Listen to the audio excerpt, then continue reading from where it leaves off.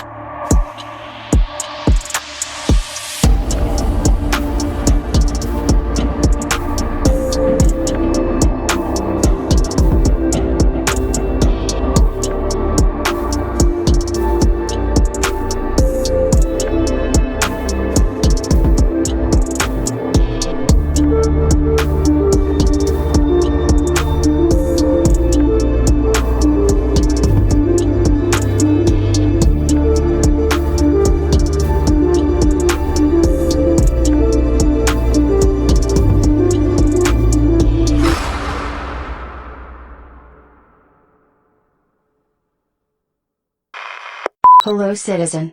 Be advised this content creator is human and is therefore subject to human error. Any information provided by this content creator should be cautiously approached as it may be nothing more than allegation. Remember, trust your government, consume appropriate content, and be cautious of all conspiracy theories as they are the tools of the rebellion. Hey everybody, welcome back to another episode of the 21CD podcast. If this is your first time here, welcome. As always, I'm your ghost, John. If you guys want to support me and the show, all you have to do is Google the 21CD podcast and follow me everywhere. Share me with your friends, and if that's not enough for you and you would like to give me some of your money, that could potentially be amazing. And you can do that at the Buy Me a Coffee link in the description. But that's only for real hardcore followers though, so I understand if you would rather not contribute to my beverage fund. Speaking of which though, shout out to my new mug. How cool is this? I had to wait a very long time to get this mug. It's a work of art. It's handmade by an incredible potter. He goes by Yerd, and it's amazing, and shout out. I love it. Holy crap, guys. What is going on out in the world right now? What the heck is going on out there? I am just losing my mind right now at everything that is happening. Like it's like sensory overload. It's just our government is exploding right now. Nobody knows what's going on. Everybody's freaking out. And all of us are just sitting here like, what's happening? Go Trump. Kamala. Nobody knows what's happening. It's horrifying and exciting, isn't it? I will tell you this. After seeing that CrowdLink or whatever it's called shut down half our grid and all these assassination attempts, because there have been more than one in the past few days on President Trump. So after all this kind of stuff, I will tell you this. Something that I've been predicting will happen for a long time is about to happen. And it's not just me, it's everybody who's in this sort of space and of this mindset. But we're about to get hit by the reset.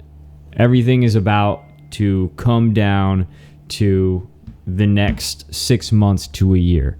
It's gonna be crazy. And to tell you the truth, y'all need to prepare. I don't know if you're prepared enough, but probably not. So it's time to get out there and start to think about where you're going to bunker down if something goes real south. But anyway, listen, today's episode is not all about that. I'm just, making a little bit of small talk, but this is one of those episodes where I have to really remind those who have been following me for a little while about that one video that I did a while ago that got me super mega banned on YouTube. So there's some topics in this episode that I'm going to be discussing that is going to relate to some pretty deep conspiracy theory stuff that could potentially get me in trouble for talking about it. It's happened before. I know it will happen again. So I don't know. For some reason, I'm just not learning my lesson, I guess. I'm going to try to tread lightly.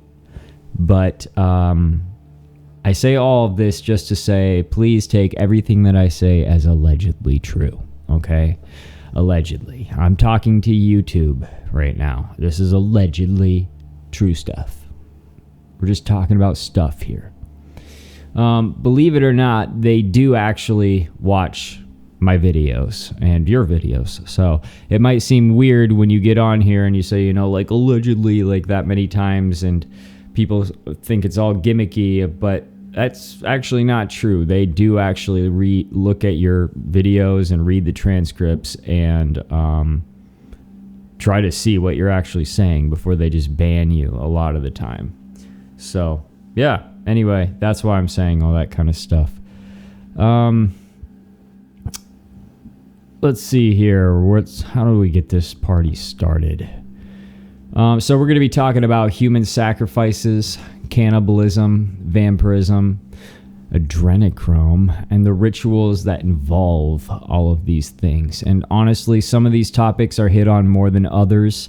This was such a massive topic. Before I knew it, I was already writing an overtime episode. So I don't know if you guys would maybe want the second half someday in the future or not, but it is on the table. So if you guys are really into this episode, we'll go ahead and try to get part 2 out. Just let me know in the comments. So I was looking for a topic for this week's episode, and I was just going back and forth on a bunch of different ones, and a topic just popped out to me as I was just scrolling. The topic was of this really horrifying organ factory in Africa that was essentially used for witchcraft purposes, to harvest organs and keep humans for sacrifices. So I started researching this nightmare and got to the point where adrenochrome came up, and that is undoubtedly one of those trigger words. So again, keep in mind that everything that I'm saying is just a relay of information. It's all allegedly one thing or another. Am I right? When all is said and done, though, I think we can agree on one thing for sure. It is creepy. Super duper creepy. Yeah, there's probably going to be another episode later that leans heavily into the whole satanic rituals side of human sacrifice, because I do have some absolutely insane stories from that field, and I only barely touch on it here. But those stories are incredibly dark and evil and really showcase how absolutely demonic humans can be. Gets to the point where you just wonder if they're even human at all. It's shocking what one man can do to another man.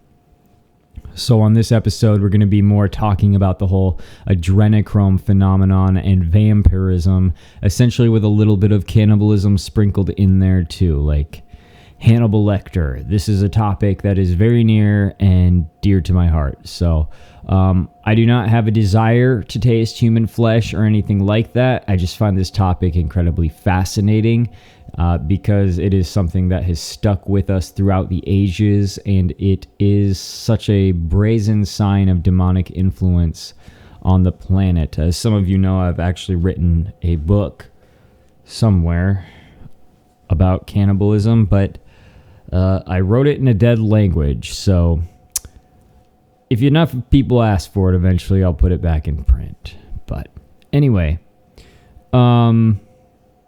yeah, cannibalism is fascinating to me, but it's never considered a good thing in modern times. Like, nobody alive thinks it's just okay to consume another person's body parts or their blood.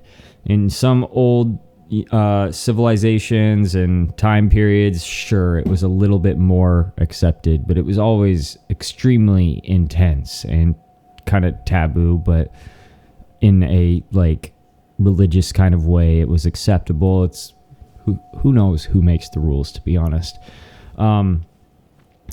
But despite all that, there is a very strange conspiracy theory that the global elite, and especially the elite in this nation, both the Hollywood type and the political type, are deeply involved, allegedly, in some kind of cannibalistic vampire cult. And to be honest, the truth about vampirism and adrenochrome, it may never be revealed, and it may never be known. But what if the two are connected? What if those who take part in the drug known as adrenochrome, a mysterious bodily substance made during the process of fear or extreme stress, are actually, in the modern times, the same things that people called vampires in the old days? The same things that have been consuming people and drinking their blood, just a more refined version of it now that they run the entire planet. Right? Is it just, and if that's the case, is it just that they need the blood because it prolongs their own life and they want to have a sort of fountain of youth effect? Or is it something much more sinister? Is it something they started and now they can't stop? So I don't know. Are vampires running the world? Is there really a species out there that fits the description of what we call vampire? These are tough questions to answer, but a lot of people say yes to one or the other, and also a lot of people say yes to both simultaneously. So in today's world, distinguishing fact from fiction is becoming increasingly challenging. Even with careful examination, misinformation, disinformation, memes, viral hoaxes, and the influence of machine learning and AI and all that kind of stuff, they contribute to a reality that everything is sort of shaped by the powerful, by the manipulative.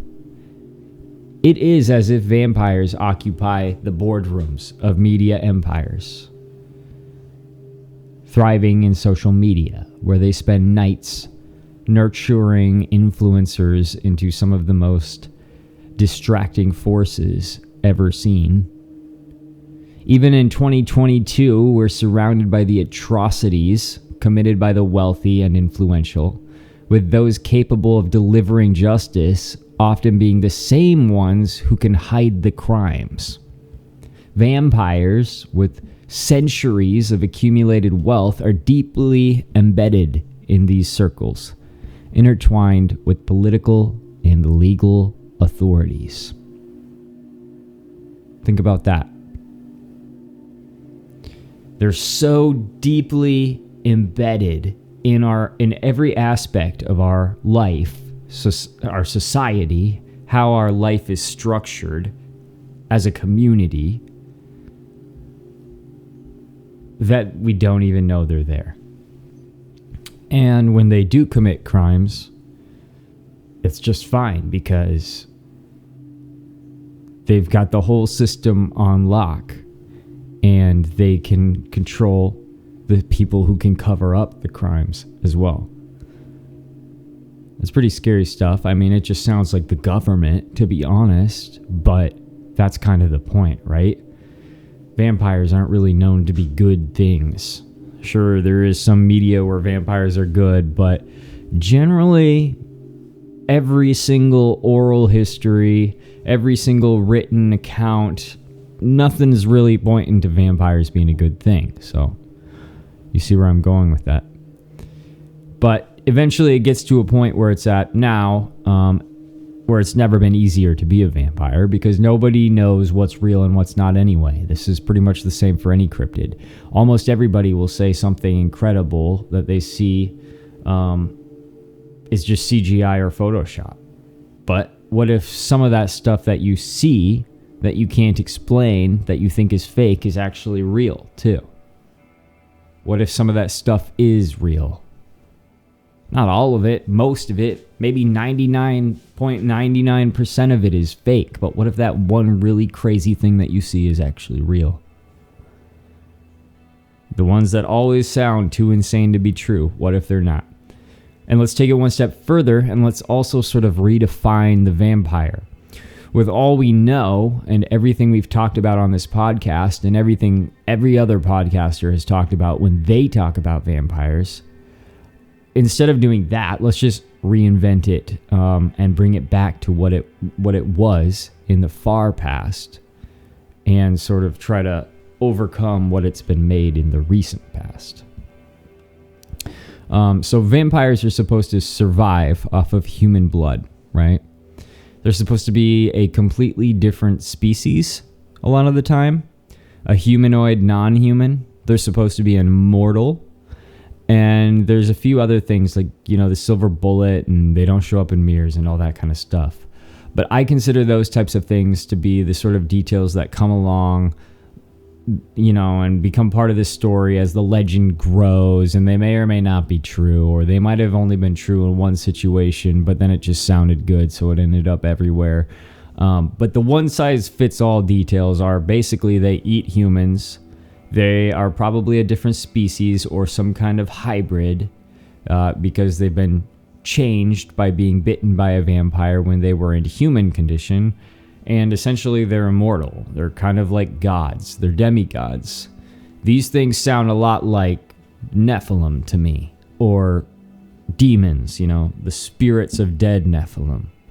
They sound exactly like that. They're cannibalistic, they're hybrids, they're monsters, they're evil, and they're kind of immortal.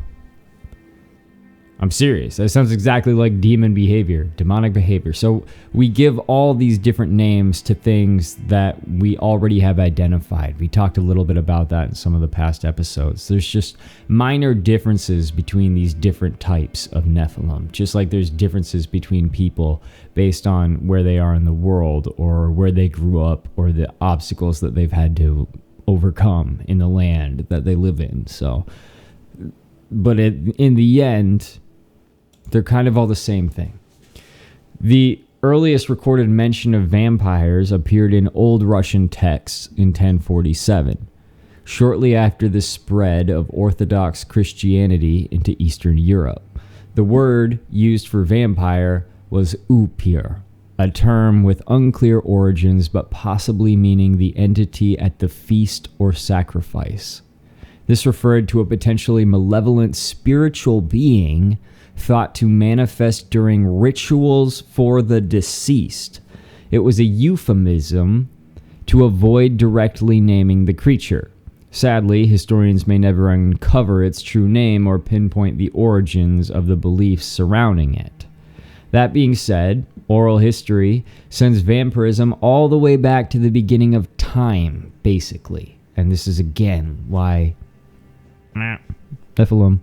The concept of vampires has evolved quite a bit over time, with early beliefs often portraying them as evil spirits or revenants.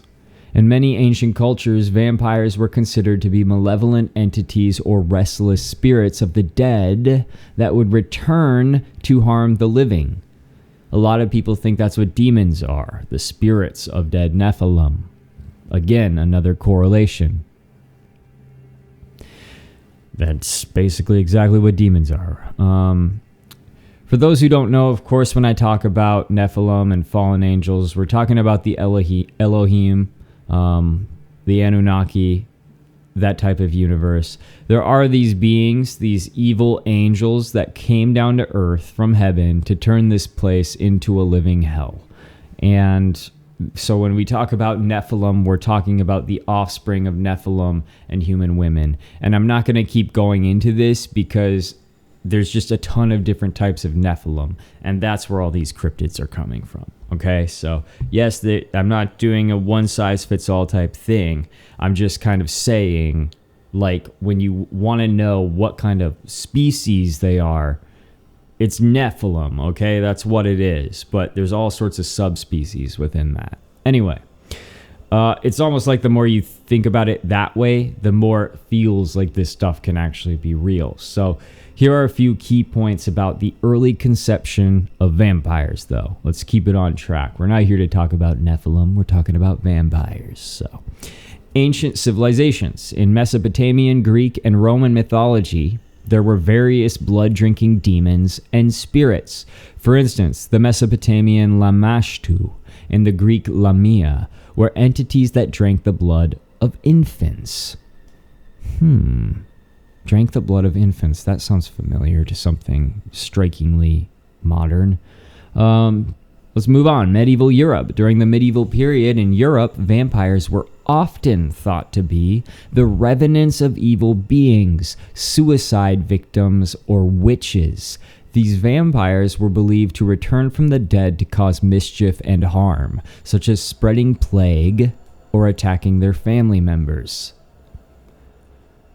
And in Slavic folklore, in Eastern Europe, particularly in the Slavic cultures, vampires were often seen as reanimated corpses that rose from their graves to drink the blood of the living. These vampires, known as upirs, or this other word that I can't pronounce, vrikolakas. That's not it. But they were considered particularly malevolent and were associated with disease and death.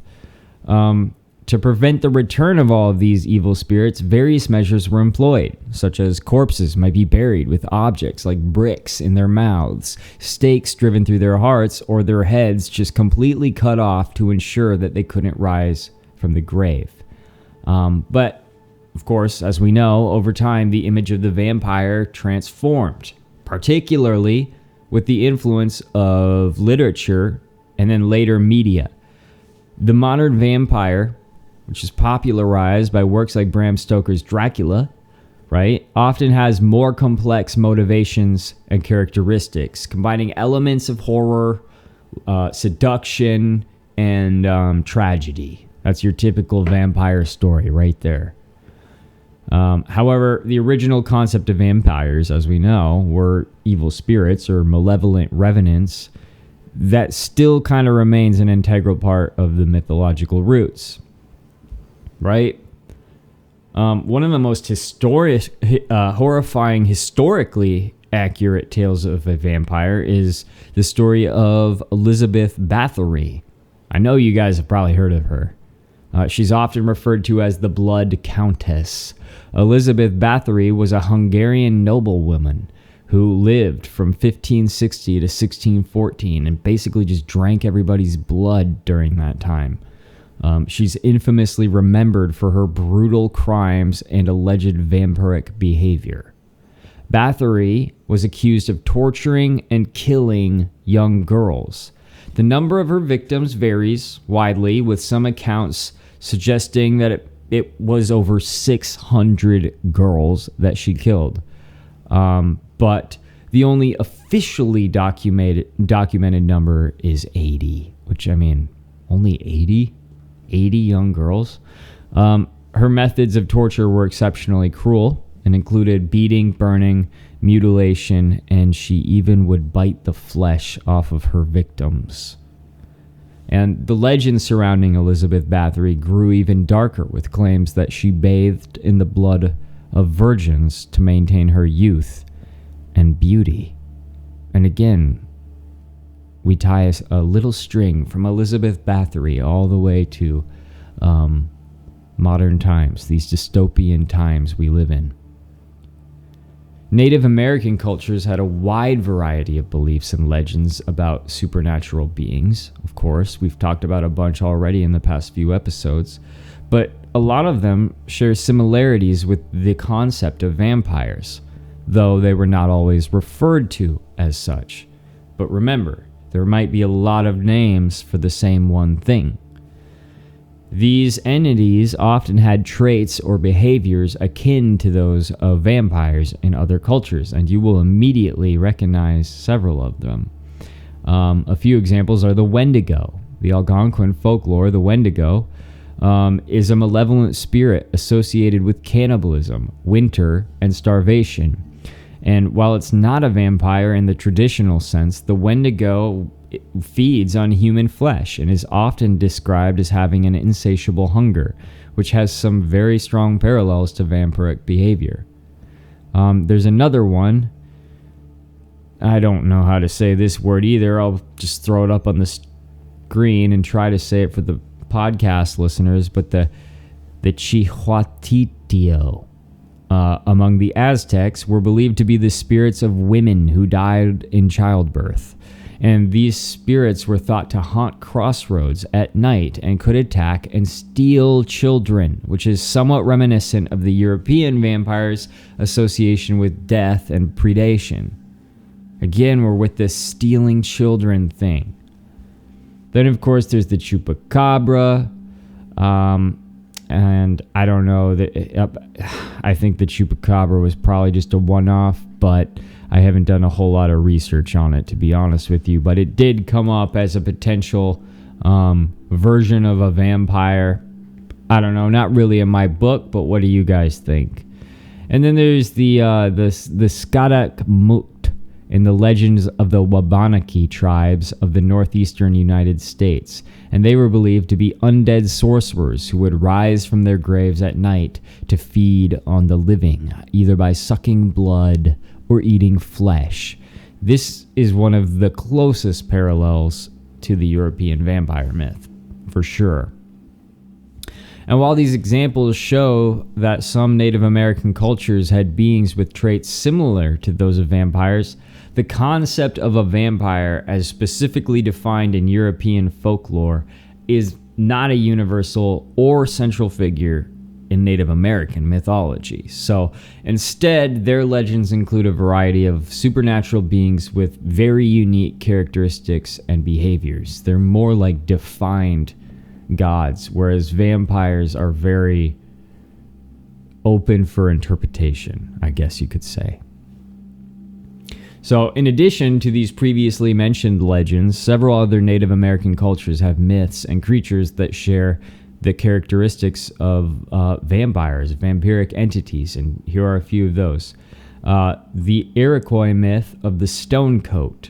The Iroquois have a legend about a creature called the Stonecoat. He's a giant with skin as hard as stone, and though not a vampire per se, stonecoats were often depicted as cannibals who preyed on humans, similar to some vampire legends, but also just similar to giant legends, right? Like, we know that giants were also cannibalistic humanoids.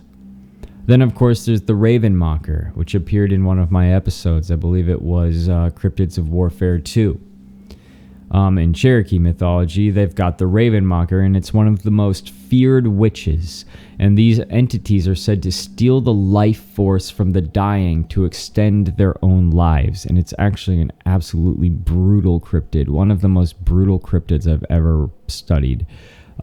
They do this by transforming into an invisible spirit and tormenting the sick, hastening their death, and then consuming their heart, which bears striking resemblance to the life-draining aspect of vampiric lore. There's a monster called the Two-Face Monster, sometimes called Double Face, in various Native American stories, particularly among the Sioux. This entity appears as a normal human from one side, but has a terrifying face on the other. It is said to prey on humans, often killing them or driving them insane. The fear and harm it inflicts are somewhat analogous to the terror associated with vampires. That's a creepy one. That one deserves a deeper look, I think. We talked a little bit about the Managishi in Cree folklore. small trickster-like creatures that live between rocks and in the rapids, and while they're not blood drinkers, some stories attribute them with malevolent behavior, including luring people to their deaths. And their trickery and harm align with the deceitful and dangerous aspects of vampires. There's, of course, the skinwalker from Navajo culture. It's another harmful witch who has the ability to turn into, possess, or disguise themselves as an animal. And while they're not a vampire, the skinwalker's shape-shifting ability and malevolent nature have similarities to the transformative and predatory aspects of vampires. In Inuit mythology, there's a belief in a scene, which is a type of spirit that can drain the life force of humans. And while not exactly like the European vampire, the life-draining aspect is a very common thread we're beginning to see. And these stories highlight the diverse and complex nature of Native American folklore. There's many more. I had to stop. There's just so many. But Native American folklore includes various supernatural beings that, even though they're not vampires in the traditional sense, they share a ton of similarities in the predatory and life-draining behaviors that they share, Each culture has its unique set of myths and legends that reflect its own beliefs and experiences with the supernatural. I want to read you some stories that I found, and these aren't historical stories. There are plenty of stories you've heard and plenty more that you haven't heard about vampires from ancient medieval history and all that kind of stuff. But today I kind of want to focus on some of the more modern and near modern story of vampires, because we want to find out how they fit into dystopia and where adrenochrome fits into all this, because we tie it together, my brothers and sisters. So let's take a look at some stories. So I found this story deep within the cracks of the internet and some dusty little forum where people were talking about their experiences with what they believe were vampires. And these stories that, we haven't heard, that can only be told and validated by the original owner of the story, the teller of the original tale, the person who had the experience themselves. They're not any less real than any other story just because they're modern and nobody has given their story the time of day, right? Anybody's cryptid story, anybody's sighting can blow up at any given time. Just because theirs didn't doesn't mean it's not a true story. And we have to take all this stuff with a grain of salt. There's any number of hundreds and thousands, maybe millions of stories that people put into the world every day regarding something that, they can't explain. And many of those stories never truly get heard or told. So I love digging these up and seeing what people have gone through that nobody's ever talked to them about, So anyway, here's this story. I was getting ready for bed, not yet changed, and my partner was still preparing. I decided to lie on my back for a moment and close my eyes. Although I was fully awake and aware, I suddenly felt my consciousness shift. And while I could still feel my physical body, I was spiritually transported elsewhere. It's difficult to describe to those who haven't experienced an out-of-body sensation, but even though I knew I was lying in my bed, it felt like a thin facade, and the spiritual realm I entered seemed more real than my everyday life. I found myself standing in an infinite plane, confronted by strange beings with bloody deer skulls for heads, sharp teeth, and antlers made of jagged, twisted bone. Their bodies resembled robes made of flesh, almost as if superimposed behind these creatures, I saw a masculine humanoid figure with a sharp jawline and glowing blue eyes, devoid of any human emotion, staring directly at me. I sensed it was the one showing me these vivid visions. For minutes, it stared at me, projecting horrifying images into my mind. The deer skull-headed beings twisted in impossible, non-Euclidean ways in this endless, bloody plane. I describe it as infinite because the absence of edges was strangely palpable. Throughout the entire ordeal, I felt no fear. not out of bravery, but simply because the feeling was absent and I can't explain why. The next morning, while walking my partner to work, they mentioned having frightening spiritual experiences before we went to sleep.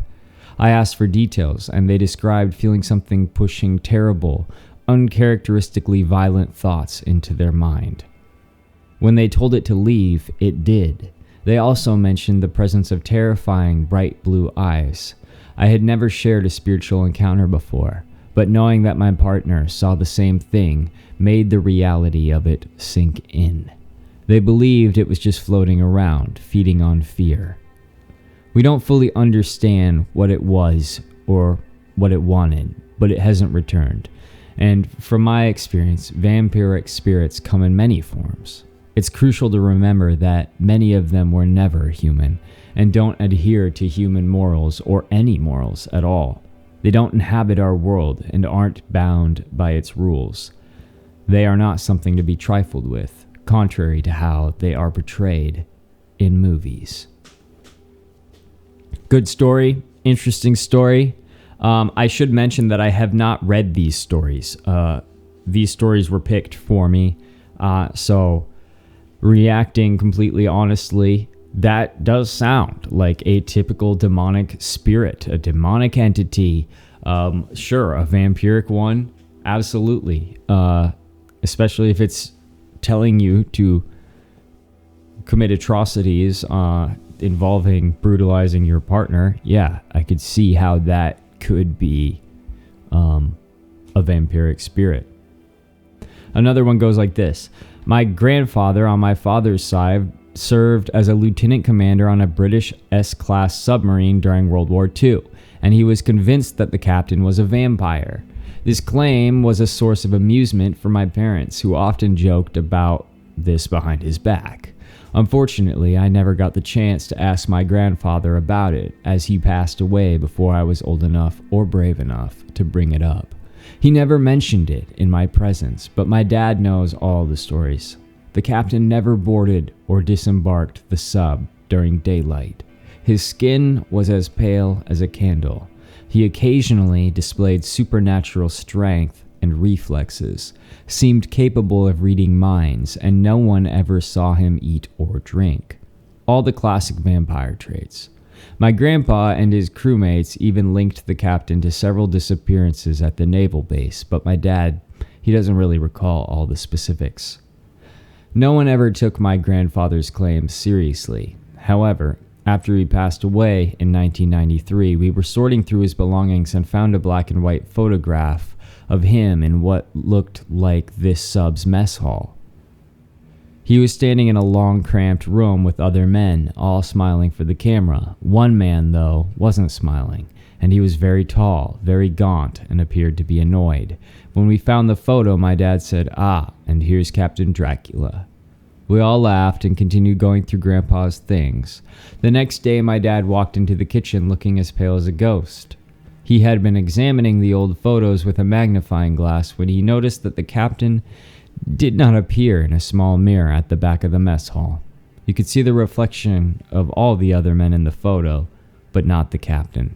He just wasn't there. There you go. And you know, if vampires like this, if this is how they actually exist, where they can be human, then absolutely, of course, they would be in every corner of, you know, our modern society, our modern world. Like, this guy's a soldier. He's a naval officer, this captain. And so why couldn't they be politicians, you know? They're everywhere. You can almost call them an NPC as well.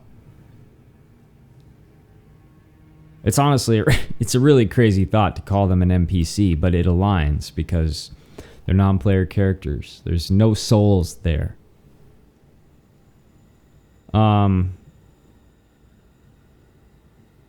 So this is the story of Aleister Crowley. Yes, the Satanist. And he had a run-in with a vampire after he developed beef with a peer. And this is kind of a long story, but it's a really interesting story. After returning home to Scotland, Crowley informed the Golden Dawn that he was its new head, but he received no reply. He then determined that Mathers, somebody else, had launched a psychic attack against him, and he responded by summoning Beelzebub and his demons to attack in retaliation. Now, this sounds comical to some people, I'm sure, but these people were actual real Satanists, not like little wizards that pretend to be Satanists in their, dark room with their goth buddies. These guys were the real deal. Mathers, this other guy, had prepared himself for 6 months with magical procedures and rites in order to create a vampiric thought form demon by channeling the power of Mars, the planet of war and aggression. Mathers entered a trance state and concentrated his will into the psychic vampires, which rose up from his solar plexus. He ordered it to attack Crowley. However, he committed an error in doing the sending himself. In magic, apprentices are often used to do the sending, for if anything goes amiss and the magic boomerangs back, it will be the apprentice who suffers and not the master magician. Crowley, who was of superior magical skill, took the thought form, made it nastier, and sent it back to attack Mathers. This warfare supposedly went on for years and was chronicled by journalists around the world. Mathers' health declined as the attacks continued. When Mathers died in 1918, his widow Moina blamed his death on Crowley's psychic vampirism. Prior to his death, Mathers once described the awful nature of the thought-form vampiric demon. Only the upper portions of its body were visible when it would appear. Obviously female. It had narrow breasts protruding through some kind of dark raiment. Below the waist, nothing existed. The curious eyes were deep-socketed and glowed faintly with an intense coral-colored luminosity. The head was flat, set low between white, blubbery shoulders, as though it were cut off just below those fearful eyes. Like tiny, useless flippers, the arms seemed almost vestigial. They were like unformed limbs, still in the fetal stage. But the thing didn't need arms. Its terrifying weapon was an extraordinarily long, coated gray tongue, tube-like and hollow.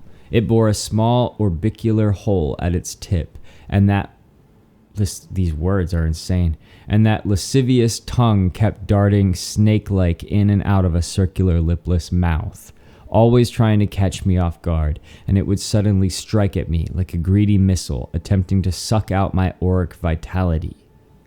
Perhaps the being's most terrifying feature was its absolutely loathsome habit of trying to cuddle up like a purring cat, rubbing its half-materialized form against me, all the while alert, hoping to find a gap in my defenses. This is insane. And when it was sometimes successful, I was not always prepared nor strong enough to maintain the magical barriers. It would pierce my aura with that wicked tongue right down to my naked skin, causing the most painful sensation. This was followed by total innervation of my body and spirit for a week or more, a listless dread experience. Individuals who knew Crowley believed him to be quite capable of creating such a demon. Wow, that was insane. And that's what I'm talking about right there. Those dudes actually did magic. They actually did satanic magic, evil magic, and I absolutely believe that story. Vampirism has unfortunately become a topic that's not really taken seriously anymore, but stories like that really make you wonder. It not being taken seriously is largely due to certain individuals who have sort of co-opted the term for themselves, and these individuals call themselves sanguinarians and have redefined vampirism to fit their own identities, essentially. They're weak, mortal, devoid of superpowers or agelessness. They're essentially just societal outcasts with a penchant for playing pretend and a fascination with blood. Okay, they claim that consuming small amounts of blood, like a teaspoon or less, makes them feel better, healthier, or more powerful. And quite frankly, that is a mental disease. That is a disorder that they have. This subculture emerged from a role-playing scene in the early 90s following the release of a game called Vampire the Masquerade. Interestingly, there's a theory suggesting that this phenomenon might have been orchestrated by the elite, by actual vampires. And this rumor or conspiracy theory seems to have been around since the beginning. Some believe that the game was promoted directly or indirectly by real vampires through human intermediaries, allowing them to socialize and move about more comfortably, now that there were people all over the place pretending to be them. Allegedly, the game incorporates genuine, though hidden, vampire history to attract the attention of other real vampires. It's an extremely intriguing concept. And if it's true, it would be an ideal strategy. Imagine, hey everybody, let's take the game a bit further tonight. Each person gets a little nibble. They all enjoy living out a fantasy. The covert vampire satisfies their needs. Everyone leaves happy. But that being said, for many people, vampires are actually still a nightmare. In a lot of other parts of the world, vampires and vampiric entities are kind of feared a little bit more than they are in the USA. This guy says, and I quote, I'm from Romania, and in the countryside it is still believed that the dead will come out at night as a strigoi, and they will eat you. 10 years ago, my grandpa died, and my grandma paid the gravedigger to put a stake through his heart so that he will not come back as a strigoi at night. I don't believe in any supernatural, but I find it interesting that people even in this era still practice some of the old traditions. I even saw on the news that some people used a horse to see if there were any vampires or strigoi in the cemetery.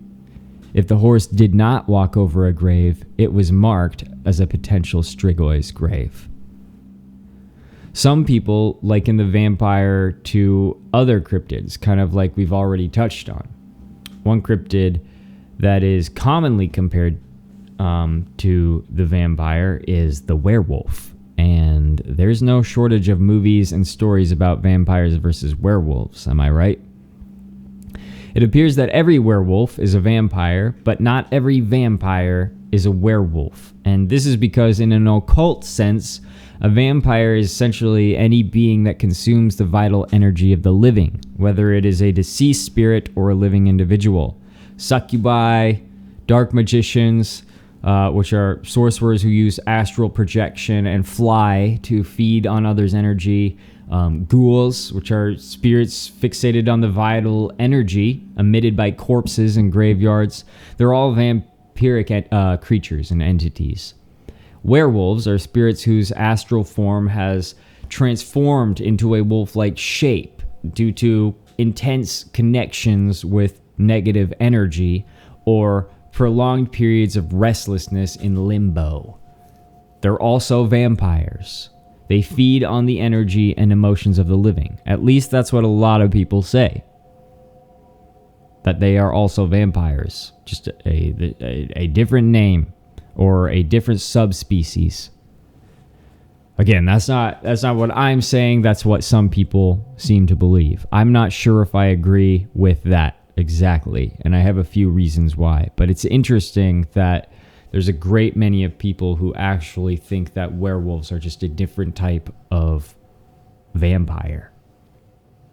The classic Dracula-like vampire could be seen as a fusion of various negative energies. Nothing prevents an individual from exhibiting traits of multiple entities. Dracula would be a dark magician, capable of altering his astral form at will to that of a wolf-human hybrid, shape-shifting and feeding on others' vital energy through astral projection and psychic attacks. Even the ability for people to be turned into vampires, as depicted in the book, is understandable. Which brings us to adrenochrome. Hello. My name is Joanna. On behalf of your government, I would like to remind you that you are listening to a suspected conspiracy theorist. Consume this content responsibly. In small amounts on an irregular basis. The following content is considered harmful to the government and should be considered misinformation. And now, back to the show. It wasn't that long ago that I said something naughty that I wasn't supposed to say online, and I got a big spanking for it. A big reason why I disappeared for so long. So, of course, everything that I am about to talk about is only allegedly true. Look in my eyes, look at my face, hear me say it. This is for YouTube, okay? None of this stuff has been proven without a shadow of a doubt. Let's move on. An entity becomes vampiric when it becomes dependent on another's energy, having drained others so often that it can no longer produce its own energy. It needs to feed on victims to survive. This is how a victim may also turn into a vampire. After being extensively drained of their energy, they might start draining others to survive. Their own production is inadequate, gradually becoming another predator. Adrenochrome is considered one of the hardest drugs to get off. Okay? It's one of the most addictive and hardest to kick drugs. Isn't that crazy? This stuff is allegedly more addictive and harder to get off of than meth. And you might be asking yourself, okay, well, what do you mean? Can I just buy adrenochrome? I thought it was a conspiracy theory. But no, you can. You can buy it in a bottle for like $80. But what the heck is it then? Okay, so I can buy it. It's this crazy stuff that politicians are potentially drinking to last forever or whatever. What is adrenochrome? Well, adrenochrome is a chemical compound produced by the oxidation of adrenaline, epinephrine. It is a chemical formula and is known to form naturally in the human body when adrenaline is metabolized. In scientific terms, adrenochrome has been studied for its potential effects on the human brain and its relation to various mental health conditions. So here are the general steps for the chemical synthesis of adrenochrome. And this gets kind of scientific, and you might be like, I thought we were talking about vampires. Tell me this isn't about vampires, okay? Here are the general steps for the chemical synthesis of adrenochrome. The extraction of adrenaline. So adrenaline is pumping, right? Adrenaline doesn't last forever. It's a momentary burst. And that's harvested somehow. It is extracted from the adrenal glands of beings, alive beings. They have to be alive. The adrenaline is then subjected to an oxidation process, and this can be done using oxidizing agents such as a silver oxide or other chemical oxidants. And then the resulting adrenochrome is purified to remove any impurities or byproducts from the reaction. And it doesn't last long. You got to consume it pretty quick. Adrenochrome has become, of course, a focal point in various conspiracy theories, which claim that it is harvested from human beings, and particularly children, and used by elites for its supposed rejuvenating and psychoactive properties.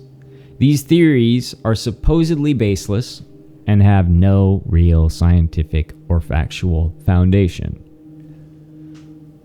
These theories are supposedly baseless. So, in summary, while adrenochrome has been a subject of scientific curiosity and has a presence in popular culture, it is not really used in any legitimate medical or therapeutic capacity. So it would only be used recreationally. Alright, allegedly. Its most prominent mentions are in fictional narratives and conspiracy theories. But all that could be just what they want you to think too. Let's not forget that. There's a great number of elite that actually most likely consuming adrenochrome in massive amounts. Okay? Just an idea. And there have been a lot of conspiracies and talks about this, especially leading up to and Gate. I'm sure you guys already know some of the politicians who were probably accused of this consumption of adrenochrome. They're not hard to find, but I'm of the opinion that a great many celebrities in general, all sorts of them, engage in these adrenochrome activities as well. It's not just the politicians. It's all of Hollywood. It's all of that. I'm not going to say the word, but we all know what that group of people is. The thing about adrenochrome, though, is that because it is so hard to kick once you get on it, you become so dependent on it that you actually become a druggie. This is real. And while this drug is supposed to prolong your life, enhance your abilities, potentially allow you to be some kind of psychic for a short amount of time, you have your mental ailments cured and your body sort of rejuvenated, at the same time as it's supposedly doing all that, it's taking you prisoner. So what if these people who are on it are not on it because they want to be anymore? It started out that way, but rather because to get off of it would literally kill them, just like a vampire. They have this insatiable thirst for this drug, which is just coincidentally a part of a human body. And because of that, they become psychotic animals, doing literally whatever they have to do to secure the supply. And it just so happens that the supply of this particular drug comes, well, most desirably and effectively, at least, from children. Scared children. Because of you, I had to banish my top scarer. With this machine, we won't need scarers. Besides, Sullivan got what he deserved. Sullivan was twice the scarer you will ever be.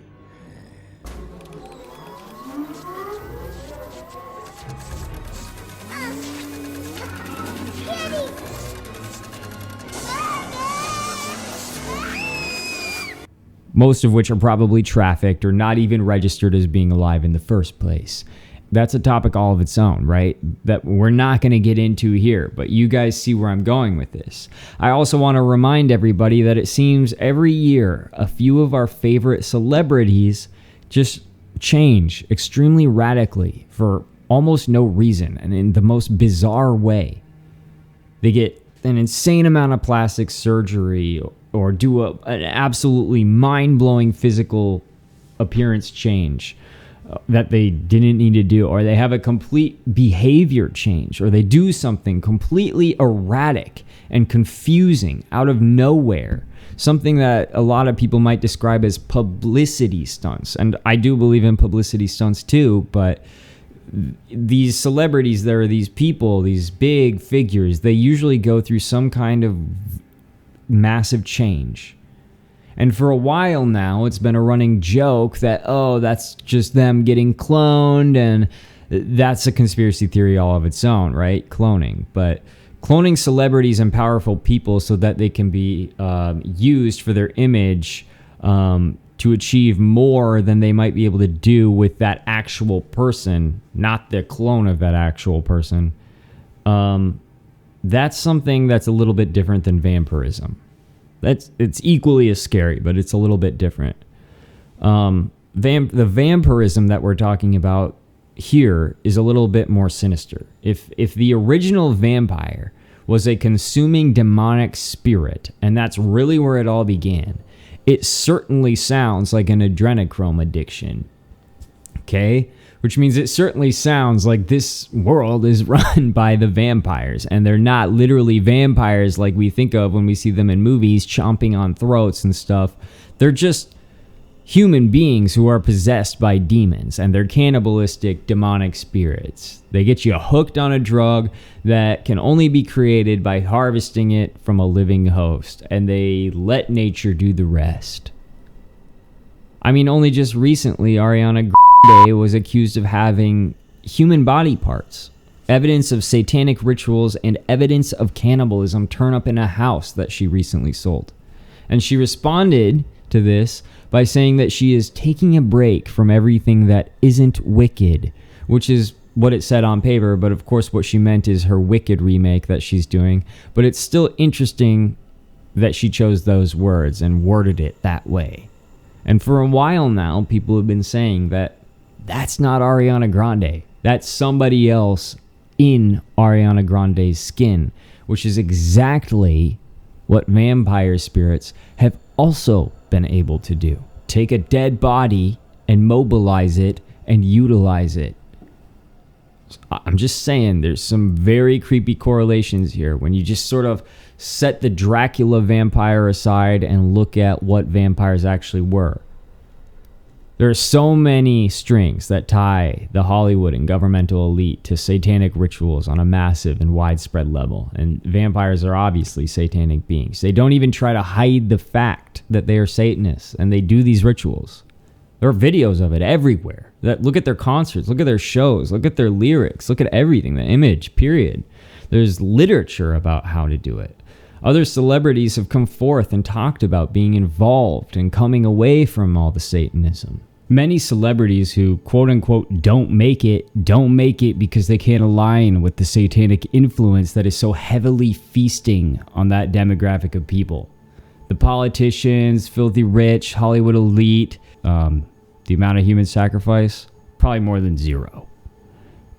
But this kind of stuff happens all the time in these little spotlighted corners of American society. The rich and the famous. Look at MGK and Megan Fox drinking each other's blood. And in these spaces, it's almost like that's more of a cute thing than a strange thing. But if you saw that on the street, just two random people doing it, it would definitely probably be one of the stranger things you saw that day. And rituals involving cannibalistic imagery are popular in Hollywood. We talked about this on my Pizzagate episode, which can be found by following the link in the description. This video is banned on YouTube, so you'll have to go somewhere else to find it. What we're doing here, folks, is we're connecting the dots from ancient legend and lore to the modern dystopian times, this dystopian nightmare that we live in.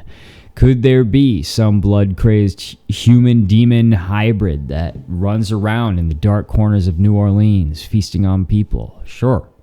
I could absolutely see that.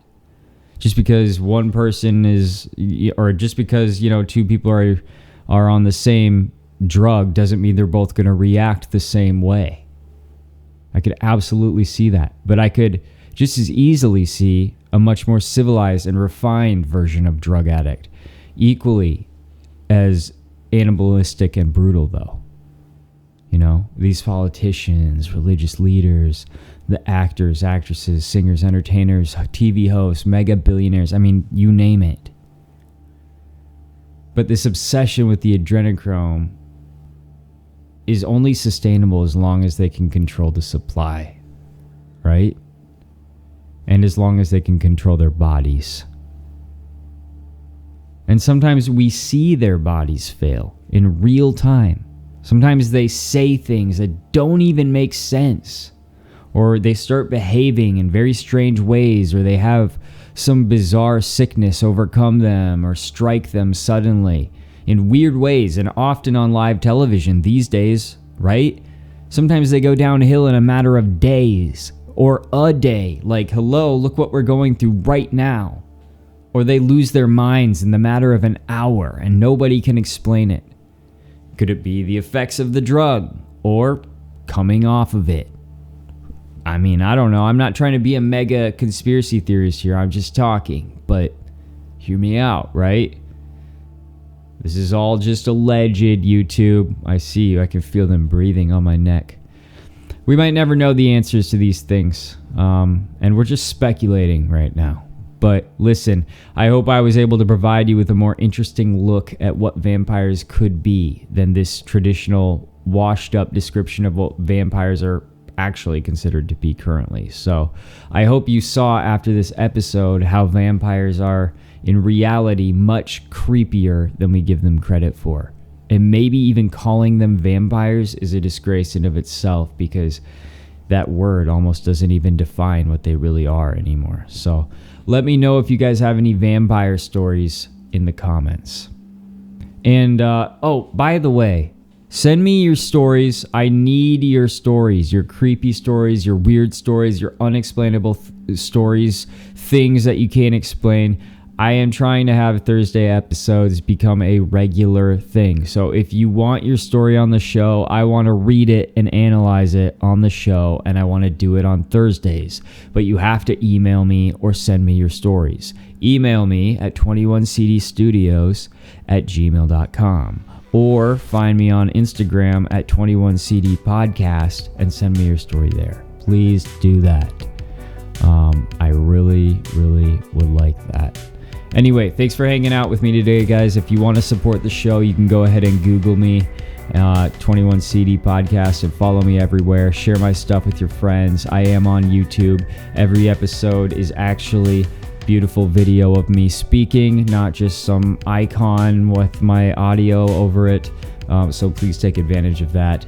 And I'm also on most podcast platforms. We've got a lot of new faces here, so I gotta say some of this stuff. My OGs, I know you get tired of it, but we gotta help the newbies out. I do have a Buy Me a Coffee. It's in the description. You can check out my Pizzagate video in the description. And thanks a lot for tuning in. I will see you next time. As always, don't drink the water and question everything. Later.